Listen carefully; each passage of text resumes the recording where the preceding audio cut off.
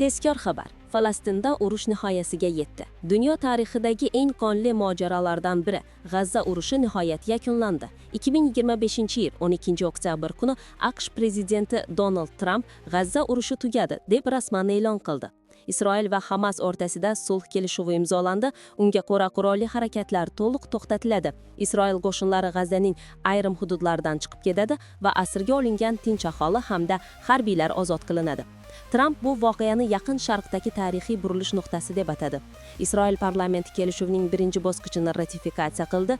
Hamas rahbariyati esa urush nihoyat tugadi, bizga kafolat berildi deya bayonot berdi. Biroq mutaxassislar bu tinchlik hali bosqichma-bosqich jarayon ekanini ta'kidlashmoqda. Sababi G'azzada kim boshqaruvni qo'lga oladi, hanuz noma'lum. Hamas qurollarni to'liq topshirganini hech kim tasdiqlamagan. Sulhning doimiy bo'lishi uchun xalqaro kafolatlar hali yo'q. Shunga qaramay, hozirda G'azzada odamlar uylariga qayta boshlashgan, portlashlar va havo hujumlari esa butunlay to'xtagan. Bu esa urushning faol bosqichi yakunlanganini bildiradi. Mutaxassislar fikricha, bu kelishuv Yaqin Sharqda yangi tinchlik davrining boshlanishi bo'lishi mumkin. Tarixiy xabar. Falastin va Isroil o'rtasidagi urush rasmiy ravishda to'xtadi.